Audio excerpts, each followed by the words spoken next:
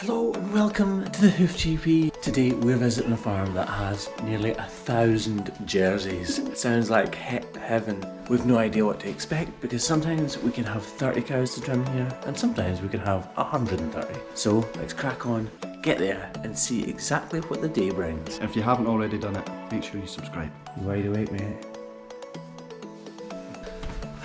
Coffee, the elixir of life. As well.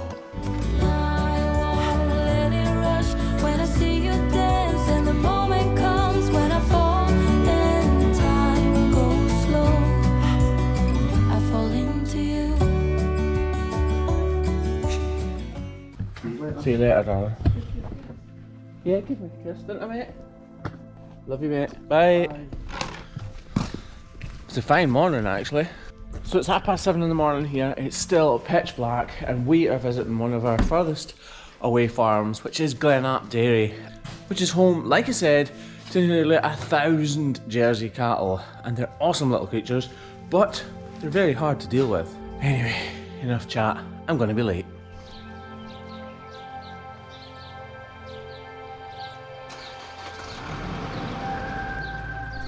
It's a really still morning this morning. The air's cold, but there's no wind, and I'm absolutely shattered. We've had a huge week this week, and I know that the day ahead is really going to take it out of us. But we have plenty of coffee and biscuits packed in the van. The region I live in southwest Scotland is made up of tiny little back roads, apart from this one main trunk road called the A75, which runs from one end to the other. So Glenap is one of our furthest away customers. They're actually in a different region. They are in South Ayrshire, which is just across the border and about an hour and 15 minutes drive from our house. But actually it's not that far away as the crow flies. It's just our wiggly waggly roads that make it take so long.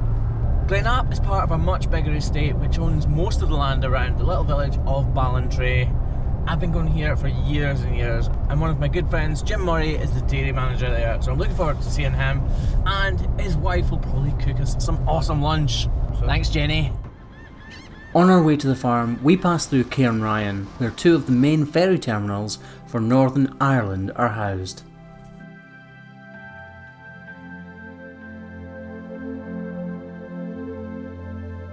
Immediately after the terminals, we turn inland and climb through the glens up over the hills to the high ground where Glenap Dairy sits, believe it or not, amongst some amazingly fertile land. If you look down, you can actually see hundreds and hundreds of steps which these cows climb on a daily basis to get to the milking parlour. The dairy unit itself sits perched in amongst this well-managed land, looking out over the Irish Sea.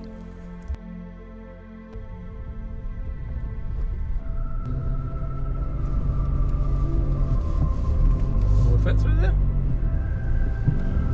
Tight. As soon as we get to the farm, tired or not, it's all systems go and we need to kick into action, get set up and get trimming as quickly as possible.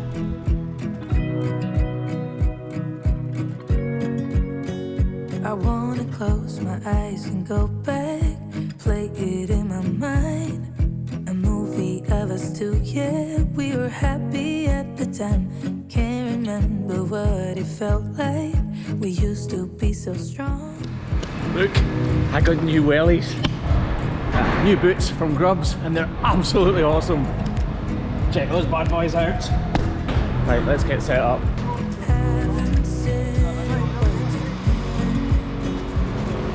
That's Jim, he's not actually a hobbit, he's a real person. Hello.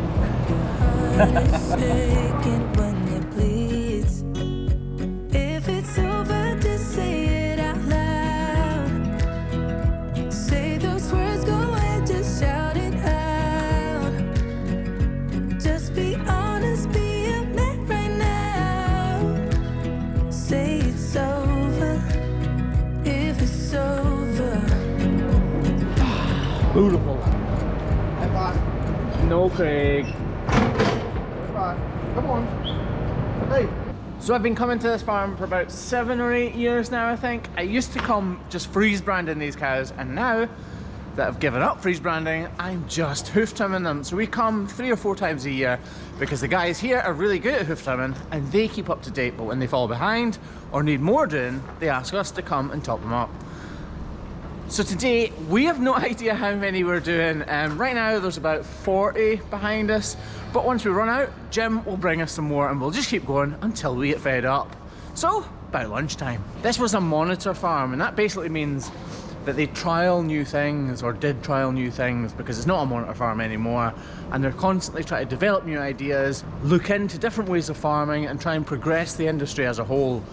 And it really kind of shows, because this place has changed a few times in the last few years. They've tried different things, decided that hasn't worked, and gone in different directions, and now it is definitely working really well indeed. The cows here graze most of the year, and in the winter time it's too wet and windy up here on the hills, so they come inside ready to be calved in late January, early February time, and that is a very, very busy time.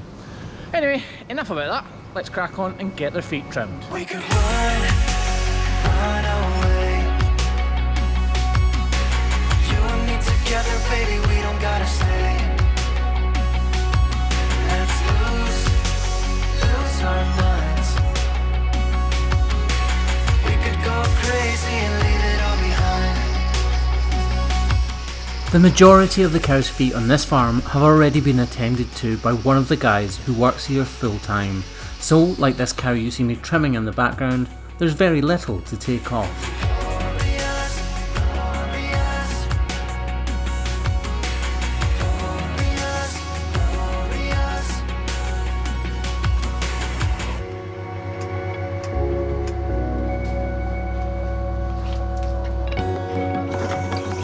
So we've done just over 40, had our lunch, and now we've slowed down because our bellies are full and we feel like having a sleep. But there are another 30 or 40 still to go, so no rest for the wicked. We could run away. You and me together, baby, we don't gotta stay. We don't have to stay. Let's lose our minds. We could go crazy and leave it all behind.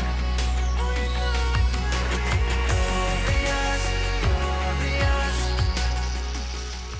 It looks so simple sometimes, almost pointless at times, but balancing up a cow's foot like this really does give her far more comfort than she originally had, and prevents future problems.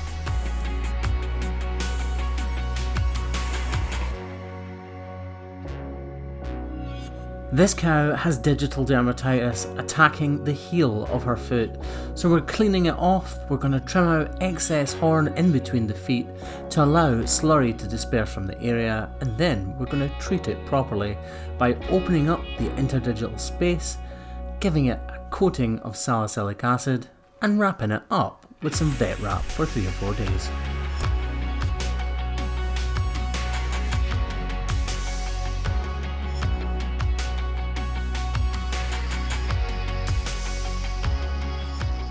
This video really is giving you a true peek into our lives as professional cattle hoof trimmers. We treat cow after cow after cow. It's monotonous sometimes, but it is hugely rewarding. I absolutely love my job, but it is extremely exhausting at times, making sure that we are working in a timely manner and doing the best we possibly can for each and every cow in our care.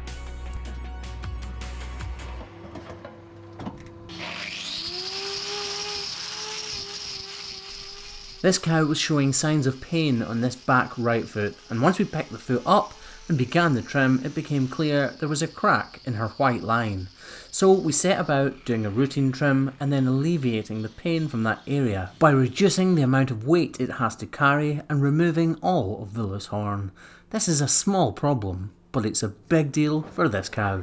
So we've trimmed nearly 70 cows and it is about 3:30 here. We've still got at least another 30 in the pen, so we're not really sure how many we're going to get done, but we're definitely going to keep going until it gets dark. It's going well and we're making a difference to the cows, so might as well crack on. Are you tired yet? No.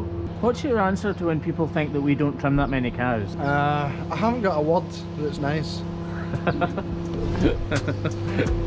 I read somewhere that Graham Parker doesn't trim many cows.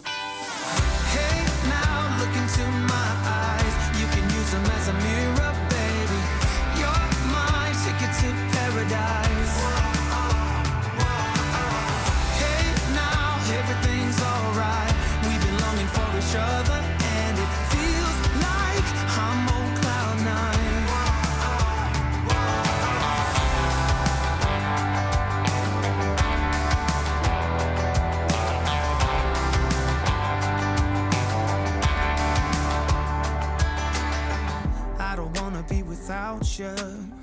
This is something that I know for sure. It's just something about you. I just want more. Tell me what you wanna do right now. Tell me what you wanna do tonight. I really don't care as long as I'm with you. Hey, now look into my eyes. You can use them as a mirror. Really starting to get cold here, but I got a new set of boots from Grubs and they're awesome. My feet are toasty.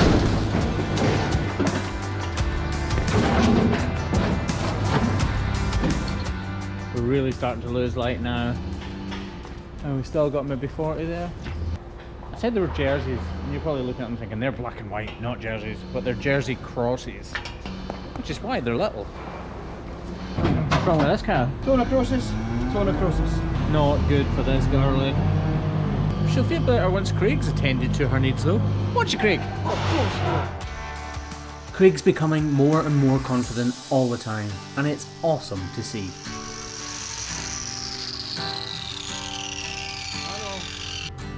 Cut that away with your knife, look, see that big bridge.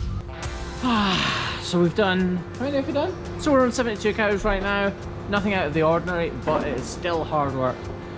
So Craig is going to get a coffee on the go so that we can reset and then finish this batch of cows. I made you a coffee earlier on, you never even drank it. Don't tell me that. You did. Honestly? Exactly, I told you it was cappuccino. Yeah, that's bad. I try not to check my phone too much throughout the day, but it's opportunities like this where I often read comments that you guys leave below the videos. So all of these cows are actually dry right now. In other words, they're pregnant. They're due to due to start calving at least in the next few weeks. So they're going to be busy boys here very, very soon. In the comments section, cows like this often get mistaken for having severe bruising on their feet, but actually it's just pigmentation, exactly the same as you see on their skin. It's crucial to know the difference between pigmentation and bruising on a cow's foot, but unfortunately the visual signs of bruising and pigmentation can be very similar sometimes. It's been an incredibly long day and an even longer week, but as we do these last few cows, it's so important to remember that each and every cow matters as much as the first, so we need to keep our concentration levels high and do as much as we possibly can for them. And you stayed on the ground while I was high. It really doesn't matter what time we get finished up. It's a priority to make sure everything is as clean and tidy as when we started. Long one, Craigie boy. That was a very long one. It's been a while since we've had a late one like this. And with that, guys, it brings us to the end of another very, very long day. Possibly a very long video. Thanks very much for watching, guys. Catch you in the next one. Bye!